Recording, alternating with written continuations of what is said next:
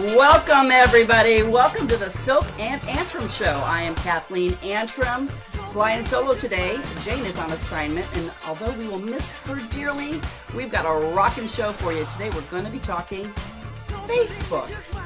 The good, the bad, and the ugly. It's really interesting because it's now reported that Facebook has over 2 billion, yes, that's with a B, 2 billion users per month. And quite frankly, it is changing the way our species deals with society. It has really changed the way we look at the world, and we're finding that there's some bad actors out there that might be manipulating Facebook and manipulating us. So there's a lot to talk about, a lot to think about, and we hope to provoke a lot of ideas in you. And we've got just a rockin' lineup of guests. Our first guest today is Eric Reimer. He's a DC-based policy and public affairs strategist, entrepreneur, political and financial analyst, and columnist. I'd like you to say that 10 times over, back to back. He has spent well over a decade involved in the United States political, business, government, legal, and nonprofit sectors. He writes columns for media outlets such as Fox News and the American Spectator, and appears frequently on cable news. Eric, welcome. Hey, Kathleen, great to be on. It's really great to have you to talk about such an important topic, and you've written a great column here, and it's called After Cambridge Analytica, What Are the Regulatory Risks to Facebook? Boy, this is a big topic, and what I'd like to start with, if you don't mind, is I'd like to have you tell our listeners about what the real issues are. I think there's a lot of misinformation out there. I think people are getting bits and pieces, but it's a pretty complex topic. So I'd like to, have you just kind of give us a briefing on what's really going on, what has caused the problem, and what are we looking at?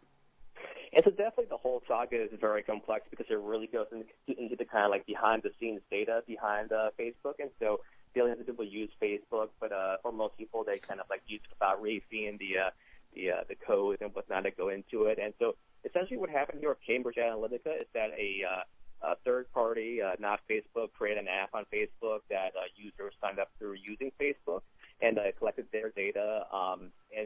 So users gave their consent to allow this professor to collect that data. However, the app also basically data mined the information about all of their friends. And so even though only 270,000 people used the actual app, it ended up taking the information of over 50 million people, and so essentially 99% of people who had their data collected by the app did not explicitly consent to the app. And so that's part one. Part two essentially is that the professor then gave the data to a company called Cambridge Analytica, which is a company that specializes in using data for political advertising, business marketing, et cetera. And once Facebook discovered that, they requested that the parties delete the data, and so that was back in 2015, so many years ago. And so they only recently found out that the information might have not been deleted, and that's what caused the whole recent scandal. And I mean, it definitely brings in a lot of multifaceted issues, ranging from how technology companies nowadays are monetizing users' data, which they often give either en masse or even not knowingly, as well as data security. And so in Facebook's case, clearly they did not have proper control over their data, and therefore it not only spread, and so not only did it first spread to Cambridge Analytica initially in 2015, but also they clearly did not really know what the status of it was. I mean, the fact that it's been 3 years and they only now found out that the data might have not been deleted. And so I think that's why there's a lot. Yeah. So do we know, so there was data shared. I know one of the first concerns I would have, and I know a lot of our listeners have, is whether, for example, our credit cards were part of that data that was shared. Do we know? I mean, from my understanding, it was not that in this case. Basically, the data in the Cambridge Analytica case in particular was essentially like data about like user interest, user activities, like, posts and whatnot, messages or interests and all of that. And so basically publicly kind of data that any of your friends will be able to go on your Facebook page and see, so your interests or activities, all of that.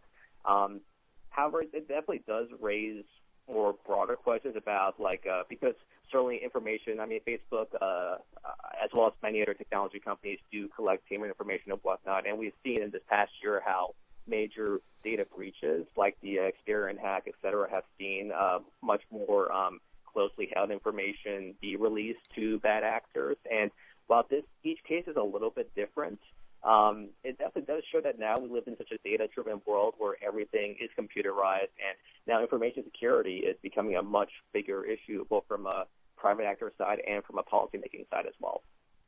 So in looking at this, we talk about data, and we talk about monetizing data. I mean, quite frankly, we, the consumer, we think we're the consumer, but we're actually, we are not the customer. Advertisers really are the customers. We're really the product of these platforms. And in looking at it, can you help our listeners understand also, and myself as well, how our data gets monetized, how, these things are manipulated, and why we should care? And so essentially nowadays, the business model for most companies that have vast troves of data is essentially it allows them to sell the data to advertisers to help them better micro-target their advertisements, because from the advertiser perspective, if you're trying to advertise to the whole world, it costs a lot of money, and most people probably won't be interested in your very specific product. But if you know exactly the kind of consumer you're looking for, and to clarify, this data, it's not just if someone's trying to sell you cars, it's not just they look for a person who has explicitly said they like cars. The thing about data science nowadays is that the actual calculations and algorithms behind a lot of this have advanced so much where they can predict correlations based on seemingly random attributes. So, for example, they maybe they see that you like cookies, and therefore that predicts your likelihood for buying a car. And while that sounds really far-fetched, nowadays their algorithms have been able to create such correlations. And so basically from all these correlations, you can really micro-target advertisements to the users' very specific interests and nature and all of that. And so for a lot of these technology companies, that's nowadays how they make their money. I mean, Facebook's an extremely profitable company by most financial metrics. So they bring in tens of billions of dollars of revenue each year just from advertising. And the reason why companies are interested in that is because of their vast store of data that's not only there, but it's also constantly updated and given very freely. So do you feel, is this true, that the tens of billions of dollars that are being spent in advertising are literally tens of billions of dollars that are being spent to manipulate us in our actions as, consumers? And, I've heard it said that, quite frankly, the science behind this and staying on Facebook, why are we even drawn to it? Why is it something that, so many people have become, quite frankly, addicted to? In a lot of ways, I'm amazed at how much time is spent during the day with my friends on Facebook. I don't know how they spend the kind of time they do. But let's talk a little bit about the science behind that. They now know that you get a dopamine hit, quite frankly, and maybe you can speak a little bit to that too, on why we're so drawn and why we stay.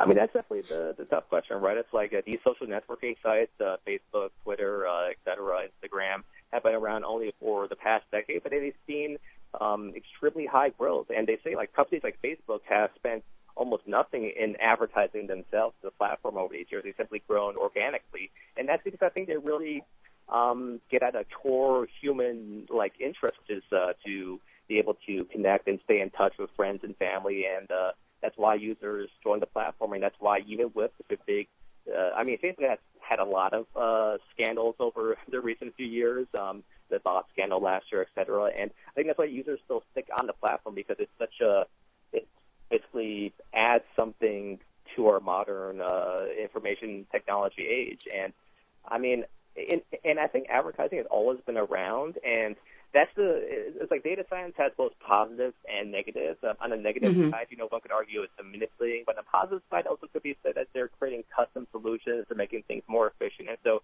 it's a tough question that policymakers and the public will have to definitely wrangle with as time goes on. So, over in Europe, and you write a little bit about this, well, actually quite a bit about this in your article, about the regulations in Europe and how they're dealing with these privacy issues. Do you think that will happen here? And can you explain a little bit about what they're doing and how they're dealing with it? I mean, Europe definitely has adopted a much more harsher tone towards big tech in general. I think in Europe they have a much more anti-monopoly. See, in the U.S., a lot of regulation is not happening because the internet service industry is still relatively new compared to a lot of major sectors. And so I think you know what, Eric? I'm so sorry. We are up against a hard break here. We've got to have you back because this is just fascinating stuff. So appreciate you. This is Silk and Antrim. I'm Kathleen Antrim. Don't touch that dial. When we come back, more on Facebook.